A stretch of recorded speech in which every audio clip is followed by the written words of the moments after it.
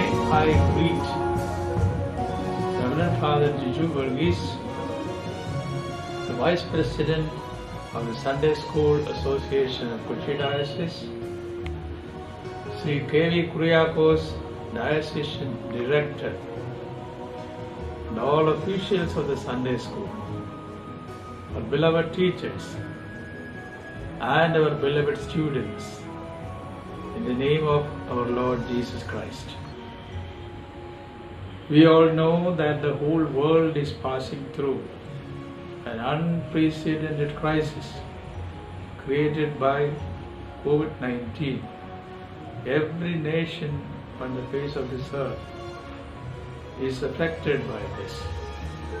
India is no exception, with the result that for almost 3 months now, the church has remained shut with services 5 people or 7 people, and schools and colleges remain closed.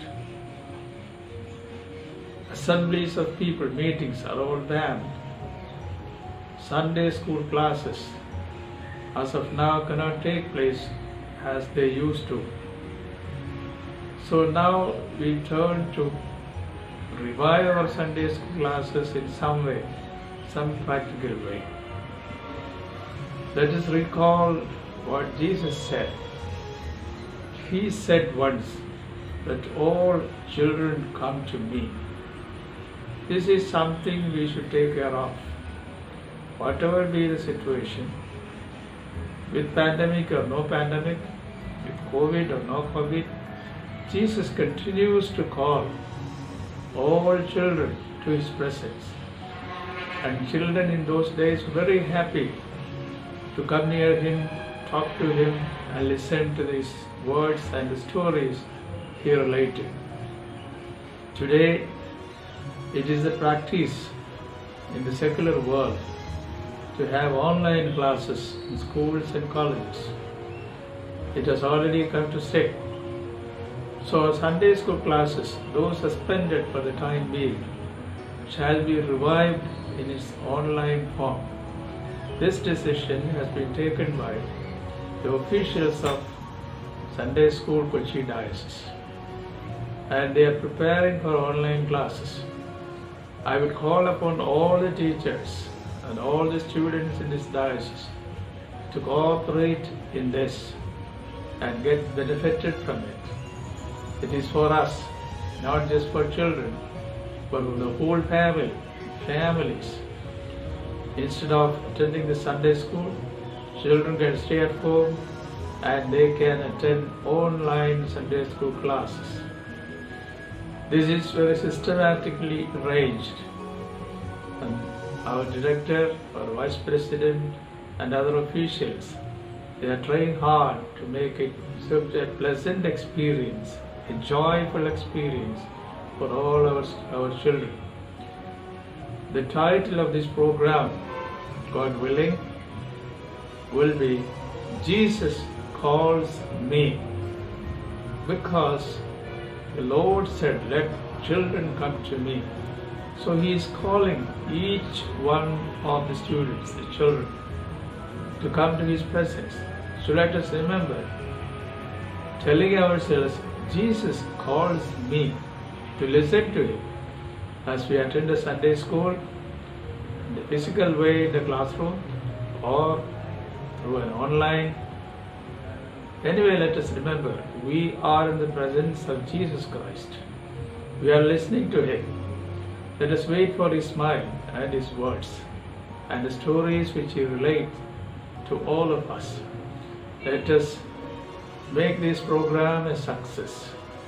I would congratulate the officials of the Sunday school and all our teachers who spare no pains to see that the Sunday school activities are on. You cannot just suspend the Sunday school activities for long. We need it. Every child needs it. As I said, it has to be a joyful experience both for the teachers and also for the students. Jesus calls me. Take it to heart. Jesus calls every one of you. So I commend all the teachers and all the students to the care of Jesus Christ, who is the Lord of our lives. May God bless you. Try to benefit from the online classes. Further instructions will be given to you at the local level. May Lord bless you all.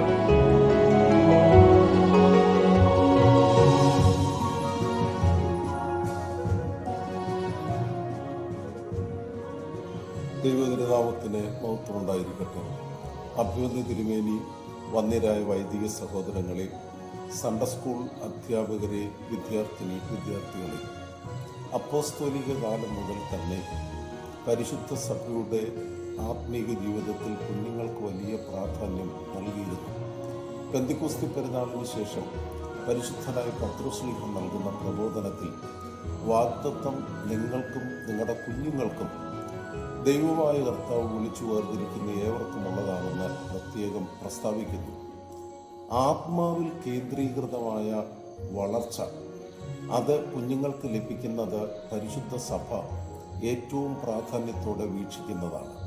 ഈ ഒരു വലിയ ശുശ്രൂഷയാണ് Sunday school പ്രസ്ഥാനത്തെ പരമേൽപ്പിച്ചിരിക്കുന്നത്.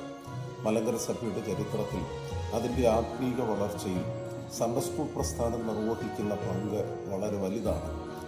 നമ്മുടെ കൊച്ചി ഭദ്രാസനത്തിൻ്റെ ആഭിമുഖ്യത്തിൽ online ക്ലാസ്സുകൾ ഇന്ന് സമാരംഭിക്കുകയാണല്ലോ.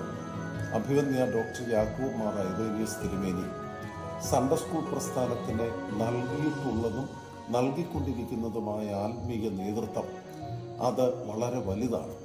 തിരുമേനിയാണ് പാഠ്യപദ്ധതികൾ ഏറ്റവും ഭംഗിയായി ക്രമീകരിച്ചത്. ഇപ്പോൾ നമ്മുടെ ഭദ്രാസനത്തിലെയും ഓൺലൈൻ ക്ലാസ്സുകൾ തിരുമേനിയുടെ നല്ല നേതൃത്വത്തിലും വന്ദ്യരായ വൈദികരുടെയും സൺഡേ സ്കൂൾ അധ്യാപകരുടെയും നേതൃത്വത്തിൽ സമാരംഭിക്കുന്നു. അത് ഏറ്റവും ഭംഗിയായി നിർവഹിക്കുവാൻ ശ്രദ്ധിക്കണം.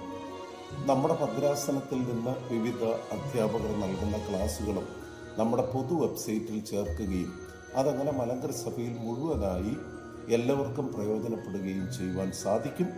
അതുപോലെ തന്നെ ഓരോ ഭദ്രാസനവും അതിലെ പ്രധാനപ്പെട്ട ചുമതലക്കാരെ ഉൾപ്പെടുത്തിക്കൊണ്ട് വാട്സപ്പ് ഗ്രൂപ്പുകളും, ആ വാട്സപ്പ് ഗ്രൂപ്പുകൾ ഡിസ്ട്രിക്റ്റ് തലത്തിലും ഓരോ സൺഡേ സ്കൂളിലെ ബഹുമാനപ്പെട്ട വികാരിയും ഹെഡ് മാസ്റ്ററും അധ്യാപകരും ഒരുമിച്ച് ചേർന്നുള്ള വാട്സപ്പ് ഗ്രൂപ്പും ഓരോ ക്ലാസ്സിനും പ്രത്യേക വാട്സപ്പ് ഗ്രൂപ്പും ക്രമീകരിച്ചാണ് ആദ്യം മുതൽ ഈ സംരംഭം നിർവഹിച്ചുകൊണ്ടിരിക്കുന്നത്.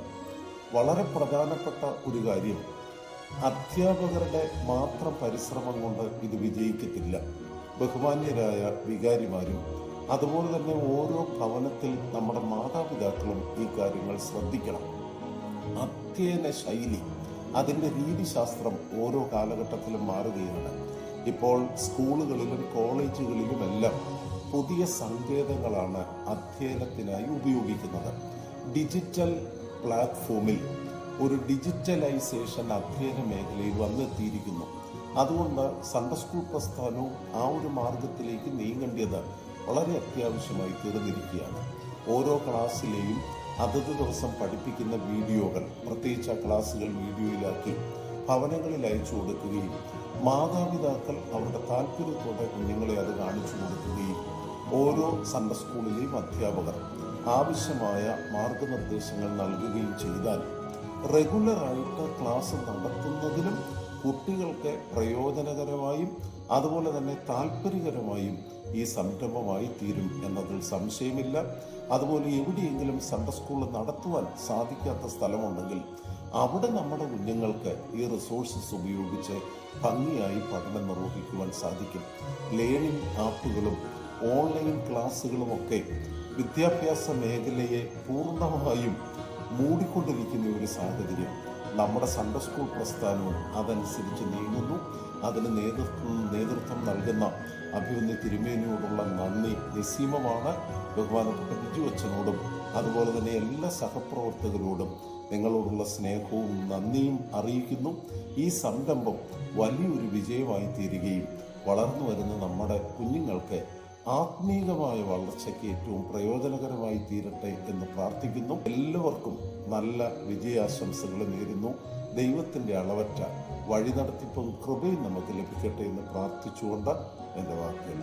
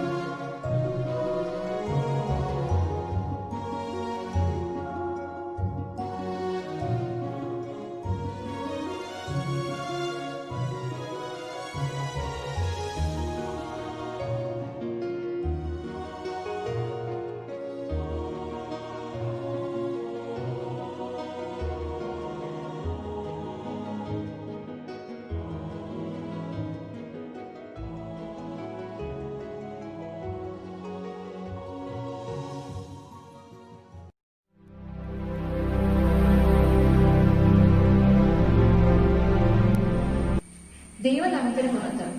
എല്ലാ കുട്ടികളും വീട്ടിൽ സുരക്ഷിതരാണെന്ന് വിശ്വസിക്കുന്നു. ഇന്ന് നമ്മൾ പഠിക്കാൻ പോകുന്നത് 7ാം ക്ലാസ്സിലെ 1ാമത്തെ ചാപ്റ്റർ ആണ്. നമ്മുടെ ചാപ്റ്ററിന്റെ പേര് ന്യായാധിപന്മാർ എന്നാണ്. ആരാണ് ന്യായാധിപന്മാർ? മോശയ്ക്കും യോശുവയ്ക്കും ശേഷം ആദ്യ രാജാവായിരുന്ന ശൗലിന്റെ കാലഘട്ടം വരെ ഇസ്രായേൽ ജനതയെ നയിച്ചവരാണ് ന്യായാധിപന്മാർ. ഷിംഷോൻ, ഇഫ്താം, ഗിദയോൻ, ദെബോര തുടങ്ങി 15 ന്യായാധിപന്മാരെ പറ്റി നമ്മുടെ ബൈബിളിൽ പരാമർശിക്കുന്നുണ്ട്. ഇതിന് ഷിംഷോന്റെ കഥ നിങ്ങൾ എല്ലാവരും കേട്ടിട്ടുണ്ടാവും. എങ്കിലും ഞാൻ ഒന്നും കൂടി പറയാം. ഷിംഷോൻ ദൈവത്താൽ തിരഞ്ഞെടുക്കപ്പെട്ട ഒരു ന്യായാധിപനായിരുന്നു. അദ്ദേഹത്തിന്റെ ശക്തി എന്ന് പറയുന്നത് അദ്ദേഹത്തിന്റെ മുടിയിലെ 7 ജടകളായിരുന്നു. അതായത് ജനനം മുതൽ ഷിംഷോന്റെ തലയിൽ ക്ഷൗരക്കത്തി തൊഴിച്ചിട്ടുണ്ടായിരുന്നില്ല. അതായിരുന്നു ഷിംഷോന്റെ ശക്തി. ഇത് മനസ്സിലാക്കിയ ഷിംഷോനെ സ്നേഹിച്ച ദലീല എന്ന് പറയുന്ന സ്ത്രീ, അതായത് ഫെലിസ്ത്യരുടെ നിർദ്ദേശപ്രകാരം ഷിംഷോനെ വഞ്ചിക്കുകയാണ് ചെയ്തത്. ഷിംഷോന്റെ തലയിലെ 7 ജടകൾ മുറിച്ചു കളഞ്ഞ് ഷിംഷോനെ ദലീല വഞ്ചിച്ചു. ഈ കഥ നിങ്ങൾ എല്ലാവരും വേദപുസ്തകത്തിൽ വായിച്ചിട്ടുണ്ടാവാം, സൺഡേ സ്കൂളിൽ കേട്ടിട്ടുണ്ടാവാം, OEBS എല്ലാം പാട്ടുകളിലൂടെ എല്ലാം പഠിച്ചിട്ടുണ്ടാവാം. എങ്കിലും ഞാൻ ഒന്നും കൂടി നിങ്ങൾക്ക് വേണ്ടിയിട്ട് പറഞ്ഞു തന്നേ ഉള്ളൂ. അപ്പോ 15 ന്യായാധിപന്മാരായിരുന്നു നമുക്കുണ്ടായിരുന്നത്. ഒത്നിയേൽ മുതൽ ശമൂവേൽ വരെ 15 ന്യായാധിപന്മാർ നമുക്കുണ്ടായിരുന്നു. ഈ ന്യായാധിപന്മാർ ഉയർന്നു വരുവാനുണ്ടായിരുന്ന ഒരു സാഹചര്യം എന്ന് പറഞ്ഞാൽ, യോശുവയുടെ മരണശേഷം ഇസ്രായേൽ ജനത അവർക്ക് തോന്നിയ രീതിയിൽ ജീവിക്കാനായിട്ട് തുടങ്ങി. അതായത് വിഗ്രഹാരാധന, ബിംബപൂജ, അതുപോലെ തന്നെ ഒരുപാട് തെറ്റുകൾ അവർ ചെയ്യുവാൻ തുടങ്ങി. ഈ സമയത്ത് അവരുടെ മേൽ ദൈവത്തിന്റെ കോപം ഉണ്ടാവുകയും മെസൊപ്പൊട്ടേമിയ, കനാന്യർ തുടങ്ങിയ 6ഓളം രാജ്യങ്ങള് ഇവരെ ആക്രമിക്കുവാനും തുടങ്ങി. ഈ സമയത്ത് ദൈവം തിരഞ്ഞെടുത്തതായിരുന്നു ഈ ന്യായാധിപന്മാരെ. ഒത്നിയേലാണ് മെസൊപ്പൊട്ടേമിയക്കെതിരെ യുദ്ധം ചെയ്ത് ഇസ്രായേൽ ജനതയ്ക്ക് സമാധാനം വീണ്ടെടുത്തു കൊടുത്തത്. അപ്പോ നിങ്ങളുടെ ടെക്സ്റ്റ് ബുക്കിൽ 15 ന്യായാധിപന്മാരുടെ പേരുകൾ പറഞ്ഞിട്ടുണ്ട്. അത് നിങ്ങൾ എല്ലാവരും ഒന്ന് വായിച്ച് ആ പേരുകൾ ഒന്ന് ഓർമ്മയിൽ സൂക്ഷിക്കണം. നമ്മൾ പറഞ്ഞു ന്യായാധിപന്മാര് നമുക്കുണ്ടായിരുന്നത് ആദ്യ രാജാവായിരുന്ന ശൗലിന്റെ കാലഘട്ടം വരെ, അതായത് മോശയ്ക്കും യോശുവയ്ക്കും ശേഷം ആദ്യ രാജാവായിരുന്ന ശൗലിന്റെ കാലഘട്ടം വരെയാണ് ന്യായാധിപന്മാര് ഇസ്രായേൽ ജനതയെ നയിച്ചുകൊണ്ടിരുന്നത്. അപ്പൊ ന്യായാധിപന്മാർക്ക് ഒരുപാട് നിയോഗങ്ങളും ചുമതലകളും ഒക്കെ ഉണ്ടായിരുന്നു. അതായത് അവർക്ക് കൊടുത്തിരുന്ന ഒരുപാട് ചുമതലകൾ ഉണ്ടായിരുന്നു. എങ്ങനെ വേണം, എന്ത് ചെയ്യണം എന്നുള്ളത് ഒരുപാട് അവർക്ക് ദൈവം പരമേൽപ്പിച്ചു കൊടുത്തിട്ടുണ്ടായിരുന്നു. അതിന് നമുക്ക് പഠിക്കാനുള്ളത് 4 നിയോഗങ്ങളെ പറ്റിയാണ് നമ്മുടെ പുസ്തകത്തിൽ പറഞ്ഞിട്ടുള്ളത്. ഒന്നാമത്തത് നല്ല ഇടയന്മാരായി ജനത്തെ നയിക്കുക. അതായത് നല്ല ഇടയന്റെ കഥ നിങ്ങൾ എല്ലാവരും വായിച്ചിട്ടുണ്ടാവും അല്ലെ? നിങ്ങൾ കുഞ്ഞിലെ ക്ലാസ്സുകൾ പഠിച്ചിട്ടുണ്ടാവും, ബൈബിളില് വായിച്ചിട്ടുണ്ടാവും നല്ല ഇടയന്റെ കഥ.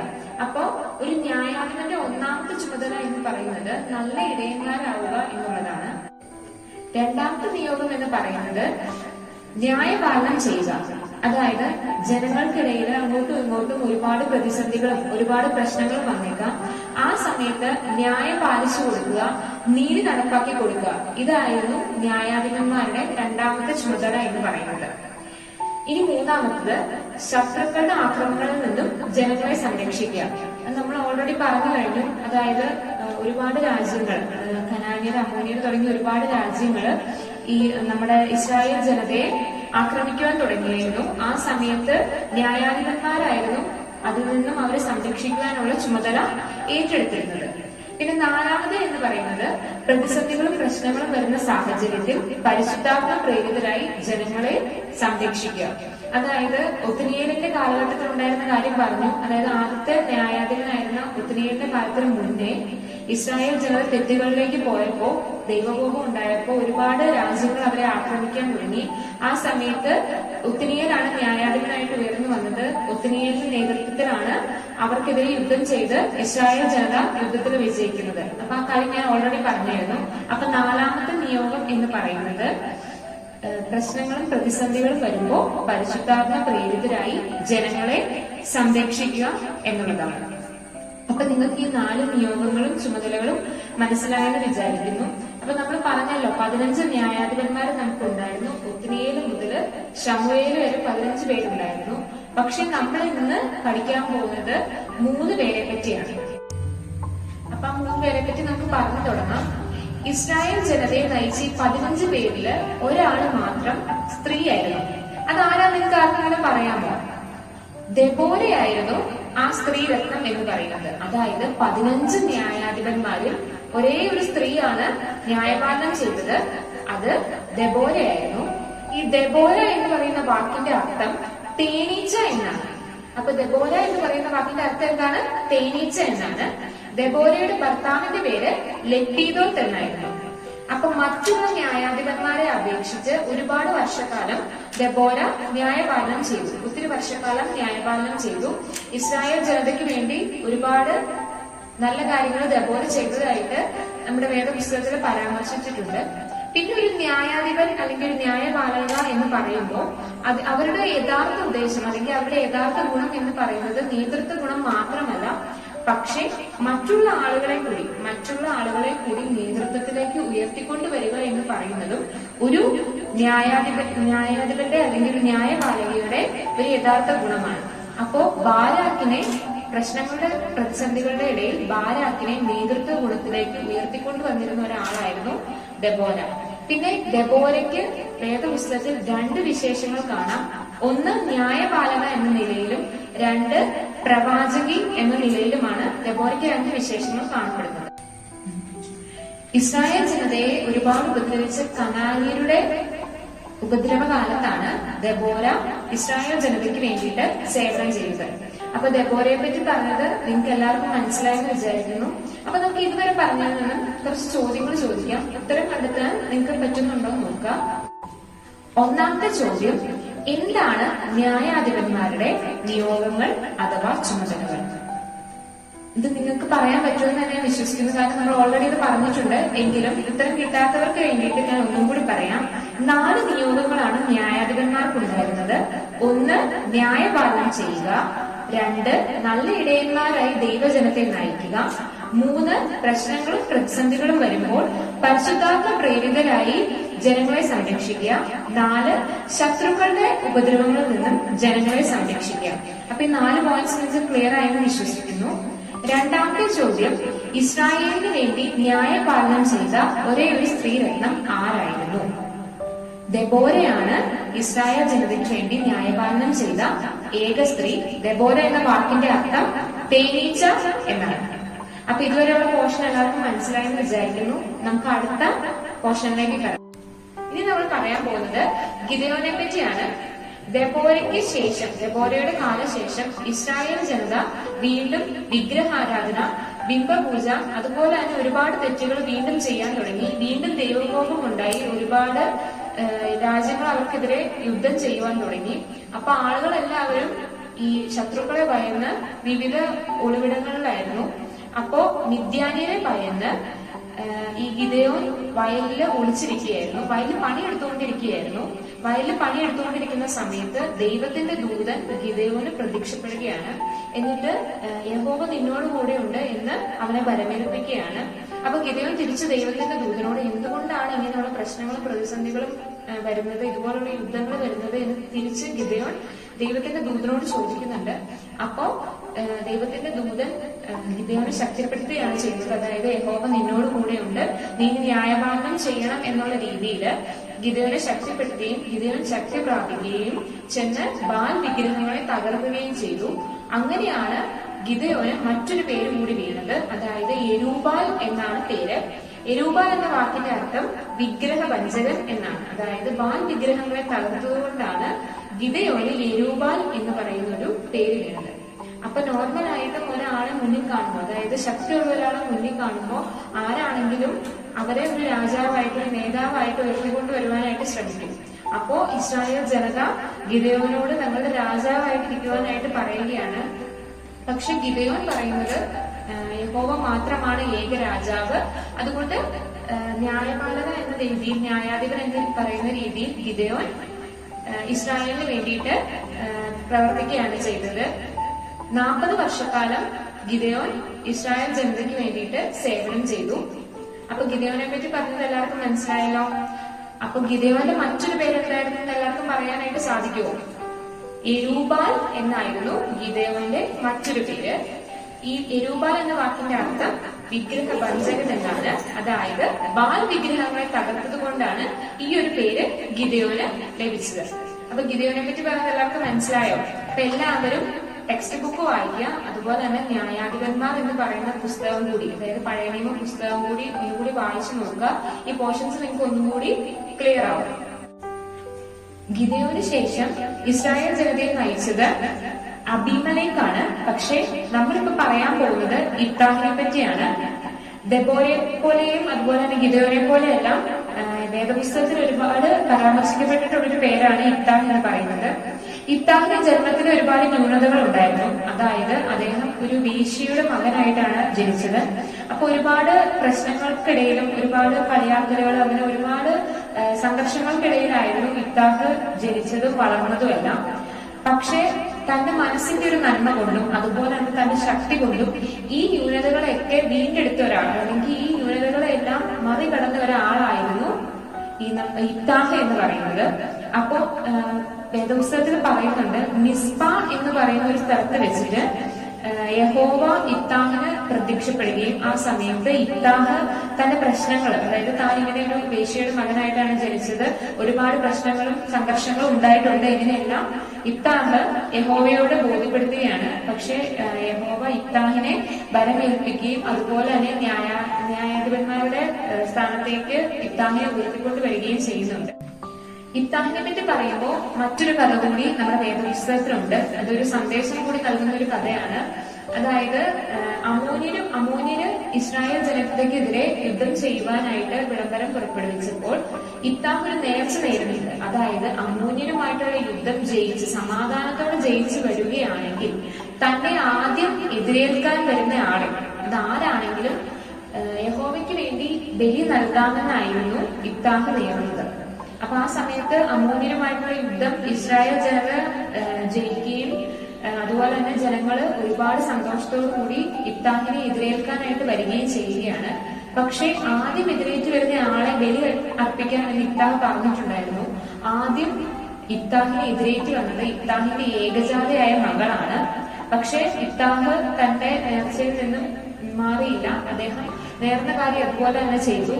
തന്റെ മകളെ യഹോവയ്ക്ക് വേണ്ടിയിട്ട് ബലി അർപ്പിക്കുകയാണ് ചെയ്തത്. അപ്പൊ ഇതിനകത്തൊരു ചെറിയ സന്ദേശം നൽകുന്നത് എന്താണെന്ന് വെച്ച് കഴിഞ്ഞാൽ, നമ്മള് നമ്മുടെ ഇഷ്ടത്തിന്, അതായത് ഒന്നും രണ്ടാമതൊന്നും ആലോചിക്കാതെ നേർച്ചകളോ കാഴ്ചകളോ ഒന്നും നേരാൻ പാടില്ല എന്നൊരു സന്ദേശം ഈ ഇഫ്താഹിന്റെ കഥയിലൂടെ വേദപുസ്തകം നമുക്ക് നൽകുന്നുണ്ട്.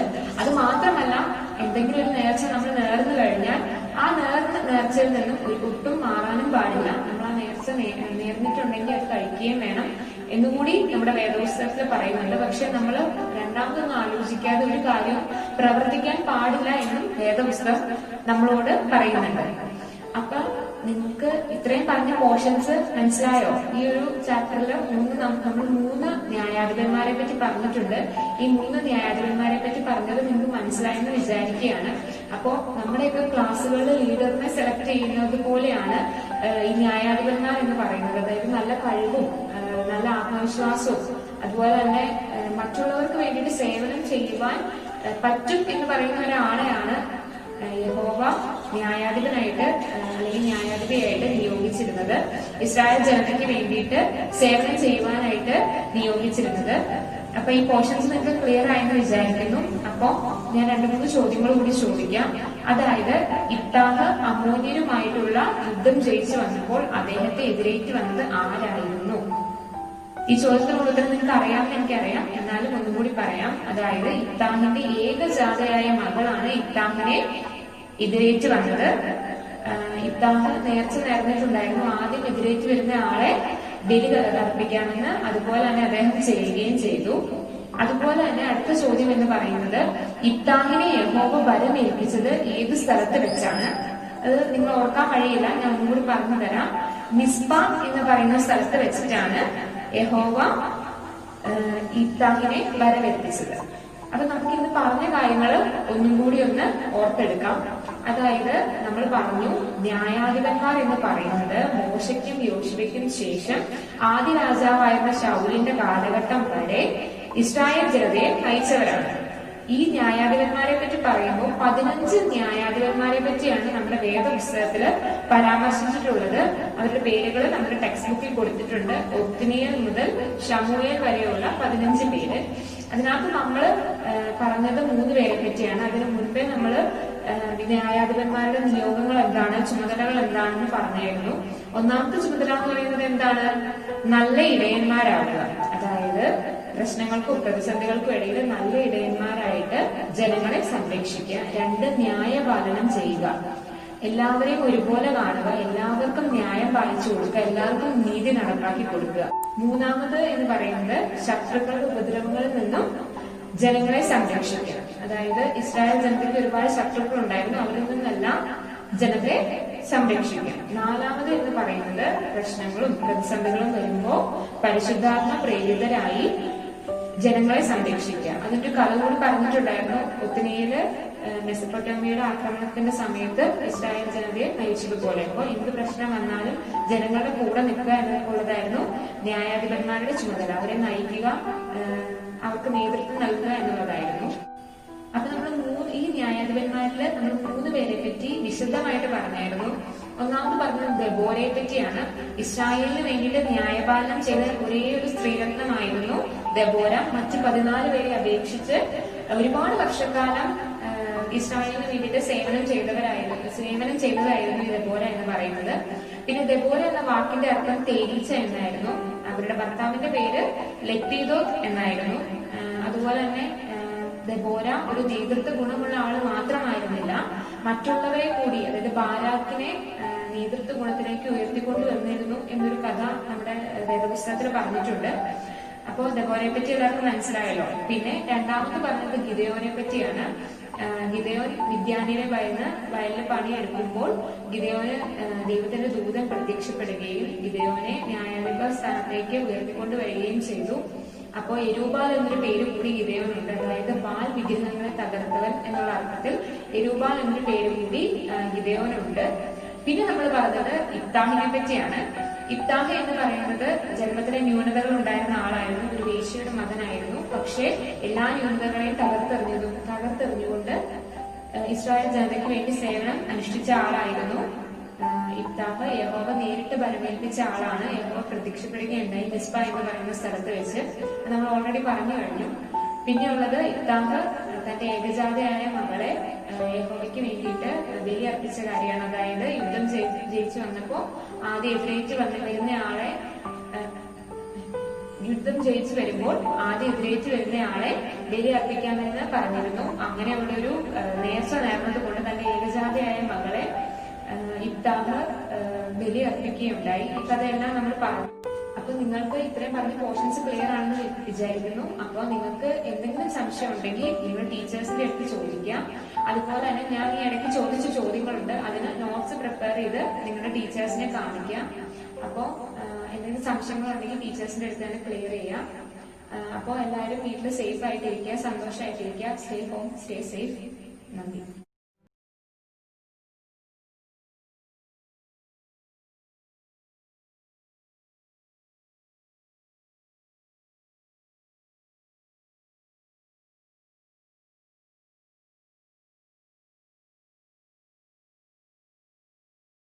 തിരുനാമം മഹത്വപ്പെടട്ടെ. ഇന്ന് നമ്മൾ ചിന്തിക്കാൻ പോകുന്നത് 7ാം ക്ലാസ്സിലെ 2ാമത്തെ അധ്യായത്തിൽ ശമൂവേൽ പ്രവാചകനെ പറ്റിയാണ്. ശമൂവേലിനെ പറ്റി പറയുമ്പോൾ നിങ്ങൾക്ക് എന്താണ് ഓർമ്മ വരിക? പ്രധാനമായും നിങ്ങൾ ശമൂവേലിനുണ്ടായ ദൈവികമായ വിളിയാണ്. നമുക്ക് ആദ്യമായി ശമൂവേലിന്റെ ബാല്യത്തെ പറ്റി ഒന്ന് ചിന്തിക്കാം. എഫ്രൈം മലനാട്ടിലെ സോഫീമില്, രാമാധയും സോഫീമില് എൽക്കാന എന്നൊരു പുരുഷനുണ്ടായിരുന്നു. എൽക്കാനയ്ക്ക് ഹന്ന എന്നും പെനീന എന്നും 2 ഭാര്യമാരുണ്ടായിരുന്നു. ഹന്നയ്ക്ക് മക്കളില്ലായിരുന്നു, പെനീനയ്ക്കാകട്ടെ മക്കളുണ്ടായിരുന്നു. ഹന്ന ഇതുകൊണ്ട് വളരെയധികം ദുഃഖിതയായിരുന്നു. യഹോവയെ നമസ്കരിപ്പാനും യാഗം കഴിപ്പാനുമായിട്ട് എൽക്കാനയുടെ കുടുംബം ആണ്ടുതോറും ഷീലോവിൽ പോവുക പതിവായിരുന്നു. ഷീലോവിൽ എത്തി യാഗമർപ്പിക്കുമ്പോഴേക്കും പെനീനയ്ക്കും അവളുടെ പുത്രന്മാർക്കും പുത്രിമാർക്കും എൽക്കാന ഓഹരി നൽകും. എന്നാൽ ഹന്നയ്ക്ക് അവളെ സ്നേഹിക്കുന്നതുകൊണ്ട് എൽക്കാന ഇരട്ടി ഓഹരി നൽകുമായിരുന്നു. എന്നാൽ ഇതുകൊണ്ടൊന്നും ഹന്നയുടെ വിഷമത്തിന് ഒരു അറുതി വരുത്താനായില്ല. ഒരു ദിവസം ഏലി പുരോഹിതൻ ദേവാലയത്തിന്റെ വാതിൽക്കലിരിക്കുകയായിരുന്നു. ഹന്ന ദേവാലയത്തിൽ ഇരുന്നു കൊണ്ട് വളരെ മനോവ്യസനത്തോടുകൂടി യഹോവയോട് പ്രാർത്ഥിച്ചു. ഹന്ന പ്രാർത്ഥിച്ചത് ഇപ്രകാരമായിരുന്നു: ദൈവം അടിയനൊരു പുരുഷ പ്രജയെ സന്താനം സമ്മാനിച്ചാൽ ആജീവനാന്തം ഞാൻ അവന് യഹോവയ്ക്ക് നിവേദിക്കും. അവന്റെ തലയിൽ ക്ഷൗരക്കത്തി തൊടിയിക്കുകയില്ല. ഏലി പുരോഹിതൻ അവളുടെ വായിലേക്ക് നോക്കിയപ്പോൾ അവളുടെ അധരം അനങ്ങുന്നതല്ലാതെ ശബ്ദമൊന്നും പുറപ്പെട്ടു വരുന്നത് കേട്ടില്ല. തന്മൂലം ഏലി പുരോഹിതൻ വിചാരിച്ചു അവൾ വീഞ്ഞു കുടിച്ച് മത്തയായിരിക്കുകയാണെന്ന്. എന്നാൽ ഹന്ന ഏലി പുരോഹിതനോട്, യജമാനെ, എന്നെ ഒരു നീച സ്ത്രീയായി വിചാരിക്കരുത്. ഞാൻ വീഞ്ഞോ മദ്യമോ കുടിച്ചിട്ടില്ല. ഞാൻ എൻ്റെ ഹൃദയം യഹോവയുടെ സന്നിധിയിൽ പകരുകയത്രേ ചെയ്തത് എന്ന് പറഞ്ഞു. ഇത് കേട്ട് ഏലി പുരോഹിതൻ, നിന്റെ മനസ്സിലെ ആഗ്രഹം യഹോവ നിനക്ക് സാധിച്ചു തരുമാറാകട്ടെ എന്ന് പറയുകയുണ്ടായി. അങ്ങനെ 1 ആണ്ട് കഴിഞ്ഞ് ഹന്ന ഗർഭം ധരിച്ച് ഒരു മകനെ പ്രസവിച്ചു. ഞാൻ അവനെ യഹോവയോട് അപേക്ഷിച്ചു വാങ്ങി എന്ന അർത്ഥത്തിൽ അവന് ശമൂവേൽ എന്ന് പേരിടുകയും ചെയ്തു. ബാലൻ വളർന്നു. അവന് മുലകുടി മാറിയപ്പോൾ 3 വയസ്സുള്ള ഒരു കാളക്കുട്ടിയെ, ഒരു പറ മാവും 1 തുരുത്തി വീഞ്ഞുമായിട്ട് ഹന്ന ഷീലോവിലെത്തി. കാളയെ അറുത്ത് അവനെ ഏലി പുരോഹിതന്റെ അടുക്കൽ കൊണ്ടുവന്ന് ആക്കി. ഹന്ന ഏലി പുരോഹിതനോട്, മനോവ്യസനത്തോടുകൂടി അങ്ങയുടെ സന്നിധിയിൽ പ്രാർത്ഥിച്ചുകൊണ്ടിരുന്ന സ്ത്രീ ഞാനായിരുന്നു. യഹോവ എൻ്റെ അപേക്ഷ കേട്ടു. യഹോവ എനിക്ക് ഒരു സന്താനത്തെ നൽകി. ഞാൻ അവനെ യഹോവയ്ക്കായിട്ട് നിവേദിക്കുന്നു. ഇവൻ ആജീവനാന്തം യഹോവയ്ക്ക് സമർപ്പിതനായിരിക്കും. അങ്ങനെ ഏലി പുരോഹിതന്റെ സംരക്ഷണയിലാണ് ശമൂവേൽ വളർന്നത്. ഇസ്രായേൽക്കാരുടെ ഏറ്റവും പ്രധാന എതിരാളികൾ ആരെന്ന് അറിയാമോ? നിങ്ങൾക്കറിയാം, ഫിലിസ്തീന്. ഫിലിസ്തീന് പലപ്പോഴും ഇസ്രായേലിനോട് യുദ്ധത്തിൽ വന്നു. യുദ്ധത്തിൽ ഇസ്രായേൽക്കാർ ഫിലിസ്തീനോട് തോൽക്കേണ്ടി വന്നു. ഇസ്രായേലിലെ മൂപ്പന്മാര് യഹോവയുടെ പെട്ടകം നമ്മുടെ അടുത്തേക്ക് കൊണ്ടുവരിക, അങ്ങനെയെങ്കിൽ മാത്രമേ നമുക്ക് ജയം വരിക്കാനാവൂ എന്ന് ചിന്തിച്ചു. ഇതിൻ പ്രകാരം ആളയച്ച് നിയമപെട്ടകം ഷീലോവിലേക്ക് കൊണ്ടുവന്നു. അങ്ങനെ ഷീലോവിൽ നിയമപെട്ടകം കൊണ്ടുവന്ന സമയത്ത് ഇസ്രായേൽ ജനം അത്യന്തം ആഹ്ലാദിച്ചു. അവർ ഭൂമി കുലുങ്ങത്തക്ക വിധമാണ് അവരുടെ ആഹ്ലാദം പ്രകടനം നടത്തിയത്. ഇത് കേട്ട ഫെലിസ്ത്യർക്ക് മനസ്സിലായി നിയമപെട്ടകം ഷീലോവിലെത്തിയിട്ടുണ്ടെന്ന്. അവർ ആദ്യമൊന്നും ഭയപ്പെട്ടെങ്കിലും പിന്നീട് ഇസ്രായേലിനോട് യുദ്ധത്തിന് വന്നു. എന്നാൽ അതിലും ജയം ഫെലിസ്ത്യർക്കായിരുന്നു. ഹൊഫ്നിയും ഫിനഹാസും മരണപ്പെട്ടു. ബെന്യാമീൻ പോർക്കളത്തിൽ നിന്നും ശീലോവിലെത്തിച്ചേർന്നു. ഏലി പുരോഹിതൻ ബെന്യാമീനോട് പോർക്കളത്തിലെ വർത്തമാനം അന്വേഷിച്ചപ്പോൾ ഹൊഫ്നിയും ഫിനഹാസും മരണപ്പെട്ടെന്നും യഹോവയുടെ പെട്ടകം പിടിക്കപ്പെട്ടെന്നും പറഞ്ഞു. ഇത് കേട്ട് വളരെ മനോവ്യസനത്തിലായ ഏലി പുരോഹിതൻ പീഠത്തിൽ നിന്നും പുറകോട്ട് വീണ് മരിച്ചു. തൻ്റെ പുത്രന്മാരെ ശമൂവേൽ ന്യായാധിപതിമാരാക്കി. ആദ്യമായതിൻ്റെ പേര് യോവേൽ എന്നും രണ്ടാമത്തവൻ അബിയാവുമായിരുന്നു. എന്നാൽ ഇസ്രായേലിലെ മൂപ്പന്മാർ ഒരു രാജാവിന് വേണ്ടി വാദിച്ചുകൊണ്ടേയിരുന്നു. ശമൂവേലിന്റെ പുത്രന്മാർ കൈക്കൂലി വാങ്ങുന്നവരും ന്യായം മറച്ചു വെക്കുന്നവരുമായിരുന്നു. ശമൂവേലിന് ഇത് ഇഷ്ടമായില്ല. ശമൂവേൽ യഹോവയോട് ഇസ്രായേൽ മക്കളുടെ ആവശ്യം ഉന്നയിച്ചു. യഹോവയായ ദൈവം ശമൂവേലിനോട് രാജഭരണത്തിലുണ്ടാകുന്ന ദൂഷ്യങ്ങളെപ്പറ്റി ഇസ്രായേൽ മക്കളെ ബോധ്യപ്പെടുത്താൻ പറഞ്ഞു. ഇതനുസരിച്ച് ശമൂവേൽ രാജഭരണത്തിന്റെ ദൂഷ്യങ്ങൾ വെളിപ്പെടുത്തിയെങ്കിലും ഇസ്രായേൽ ജനത ഒരു രാജാവിന് വേണ്ടി നിർബന്ധം പിടിച്ചുകൊണ്ടേയിരുന്നു. അങ്ങനെ ബെന്യാമീൻ ഗോത്രക്കാരനായ ശൗലിനെ ആദ്യമായി ശമൂവേൽ യഹോവയുടെ നിർദ്ദേശപ്രകാരം വാഴിച്ചാക്കി. എന്നാൽ ശൗൽ ദൈവഹിതം വിട്ടു നടന്നപ്പോൾ അവന് പകരം ദാവീദിനെ ആ സ്ഥാനത്തേക്ക് ശൗൽ നിയോഗിക്കുകയുണ്ടായി. കിര്യത്ത് യൊരാമീം നിവാസികള് യഹോവയുടെ പെട്ടകം അബീനാദാബിന്റെ വീട്ടിൽ കൊണ്ടുവന്നു. പെട്ടകം സൂക്ഷിക്കുന്നതിന് അബീനാദാബിന്റെ മകൻ ഏലിയാസറെ ശുദ്ധീകരിച്ചു. ഏകദേശം 20 സംവത്സരക്കാലം പെട്ടകം കിര്യത്ത് യൊയാരീമിലായിരുന്നു. തന്മൂലം ഇസ്രായേൽ മക്കൾ യഹോവയോട് നിലവിളിച്ചു. നിങ്ങൾ ഹൃദയപൂർവം പാപങ്ങൾ ഏറ്റുപറഞ്ഞാൽ ദൈവം ക്ഷമിക്കുമെന്ന് ശമൂവേൽ ഇസ്രായേൽ മക്കളെ ഉപദേശിച്ചു. ഇതനുസരിച്ച് ഇസ്രായേൽ ജനം അസ്തോരസ്, ബാൽ എന്നീ ദേവന്മാരുടെ വിഗ്രഹങ്ങളെല്ലാം തച്ചുടച്ചു കളഞ്ഞു. ശമൂവേലിന്റെ നിർദ്ദേശപ്രകാരം ഇസ്രായേൽ മക്കൾ മിസ്പയിൽ ഒത്തുകൂടി. മിസ്പയില് യഹോവയുടെ സന്നിധിയിൽ വെള്ളം കോരി ഒരു ദിവസം ഉപവസിച്ചു.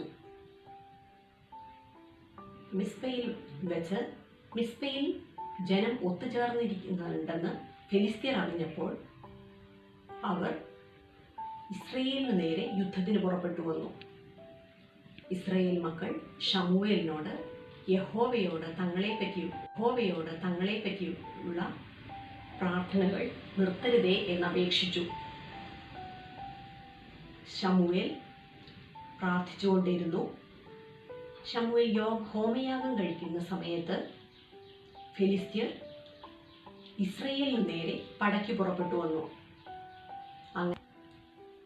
എന്നാൽ യഹോവ വലിയ ഇടിമുഴക്കി ഫെലിസ്ത്യരെ ഭ്രമിപ്പിച്ചു. ഇപ്രകാരം ഫെലിസ്ത്യർ ഇസ്രായേലിനോട് തോറ്റുപോയി. ബെത്കാറിന്റെ താഴ്വര വരെ ഇസ്രായേൽക്കാർ ഫെലിസ്ത്യരെ പിൻചെന്നു. മിസ്പയ്ക്കും ഷെയിനും മധ്യേ ശമൂവേൽ ഒരു കല്ല് നാട്ടി. ഇത്രത്തോളം യഹോവ സഹായിച്ചു എന്നർത്ഥത്തിൽ അതിന് എബനേസർ എന്ന് പേരിട്ടു.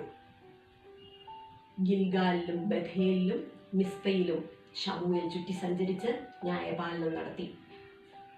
അവിടെ നിന്നും രാമയിലേക്ക്, സ്വന്തം നാടായ രാമയിലേക്കും എത്തിച്ചേർന്നു.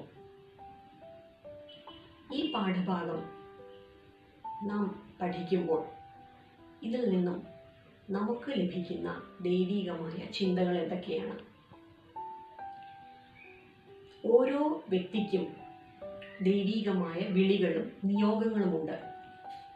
ശമൂവേലിന് ഏലി പുരോഹിതന്റെ ശിക്ഷണത്തിൽ വളരാൻ ഒരു കൃപ ലഭിച്ചു. അതുപോലെ ഇസ്രായേലിലെ 2 രാജാക്കന്മാരെ വാഴിച്ചാക്കാനുള്ള അനുവാദവും യഹോവയായ ദൈവം ശമൂവേലിന് നൽകി. അപ്പോൾ നമ്മുടെ ജീവിതത്തിലും ഇതുപോലുള്ള വിളികളും നിയോഗങ്ങളും ഉണ്ട്. കുട്ടികളായ നിങ്ങൾക്ക് ദൈവികമായ വിളി എന്ന് പറയുന്നത് നിങ്ങൾ ഇപ്പോൾ ആയിരിക്കുന്ന അവസ്ഥയിൽ, അത് വിദ്യാർത്ഥികളാണെങ്കിൽ മാതാപിതാക്കളെ അനുസരിക്കുക, നിങ്ങളുടെ പാഠഭാഗങ്ങൾ പഠിച്ച് നിങ്ങളുടെ ദൗത്യങ്ങൾ നിറവേറ്റുക, സഹോദരങ്ങളോടും മുതിർന്നവരോടും ബഹുമാനം കാണിക്കുക എന്നിവയാണ്. വളർന്നു വരുമ്പോൾ ഇനിയും ദൈവം നമുക്ക് കൂടുതൽ കൂടുതൽ നിയോഗങ്ങളും ചുമതലകളും നമ്മെ ഏൽപ്പിക്കും. അവ അതിൻ്റെ ആത്മാർത്ഥതയിൽ ചെയ്യുവാൻ നിങ്ങൾ ഓരോരുത്തരും ശ്രമിക്കണം. അതിന് ദൈവം നമ്മെ സമൃദ്ധമായി അനുഗ്രഹിക്കും. ഈ പാഠഭാഗത്തു നിന്നും നിങ്ങൾക്ക് കിട്ടുന്ന സന്ദേശവും ഇതുതന്നെയാണ്. നന്ദി.